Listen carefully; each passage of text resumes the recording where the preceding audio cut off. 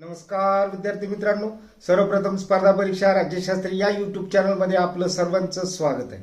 आज आपण विद्यार्थी दशेमधील संस्कार या घटका अंतर्गत नागर सभ्यता हा शब्दप्रयोग घेणार आहोत। ज्यावेळेस आपण राज्यशास्त्राचा आणि स्पर्धा परीक्षांचा अभ्यास करतो त्यावेळेस अशा पद्धतीचे शब्दप्रयोग संकल्पना आपल्याला माहीत असणं अत्यंत गरजेचं असतं। ही माहिती या चॅनलवर आपण वेगवेगळ्या माध्यमातून आतापर्यंत सतत देत आलेलो आहोत। त्यामुळे एकतर राज्यशास्त्राचा आपला अभ्यास चांगल्या पद्धतीने होतो आणि स्पर्धा परीक्षांची तयारी करत असताना अशा संकल्पना वेगवेगळ्या पद्धतीने कशा विचारल्या जाऊ शकतात किंवा त्यांचा अर्थ कोणता असतो हे आपल्याला समजून येऊ शकतं।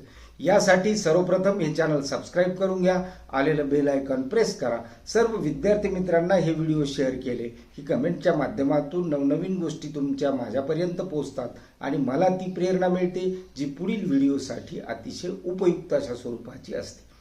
आपण ज्यावेळेस प्रत्येक वर्गामध्ये प्रवेश घेतो त्या वर्गामध्ये आपण विशिष्ट अशा पद्धतीचा अभ्यास करत असतो।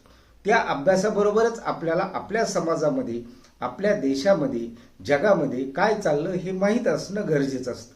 पुढील भविष्यासाठी या गोष्टी उपयोगी असतात। वेगवेगळ्या स्पर्धा परीक्षांच्या तयारीसाठी किंवा विद्यापीठाच्या परीक्षेच्या तयारीसाठी हे अत्यंत महत्त्वाचं असतं। त्यापैकीच हा एक शब्दप्रयोग आहे जो की नागर सभ्यता या माध्यमातून तो तुम्ही वेगवेगळ्या ठिकाणी ऐकलेले असेल, वेगवेगळ्या ठिकाणी वाचलेला असेल। ही काय नागर सभ्यता म्हणजे तर जे नियम आपल्याकडे उपलब्ध असतात त्या नियमाचं काटेकोर अशा पद्धतीनं पालन करणे आणि त्या पालन करण्याच्या माध्यमातून एक संस्कृती उभी करणे हा याचा सामान्यपणे अर्थ आहे।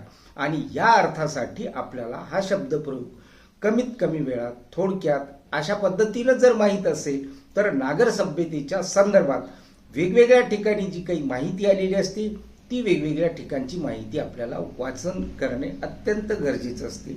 मग त्यासाठी संदर्भांची पुस्तके असतील, इतर ठिकाणची माहिती असतील, ते सुद्धा आपल्याला वाचन करणं गरजेचं असतं। म्हणजे अशा संकल्पना, असे शब्दप्रयोग जर आपण विद्यार्थी दशेमध्ये शिकून घेतले तर एक तर विद्यार्थी दशेमधील संस्कार आपल्यावर होतो आणि तो संस्कार होत असतानाच आपल्याला भविष्यामध्ये कोणत्या वाटचालीकडे जायचं आहे हे सुद्धा समजून येते। त्यासाठी या चॅनलवर कनेक्ट राहिले की या सर्व गोष्टी तुमच्यापर्यंत घेऊन येतात। आजच्या या व्हिडिओचा एवढा संदेश पुरे होता। धन्यवाद।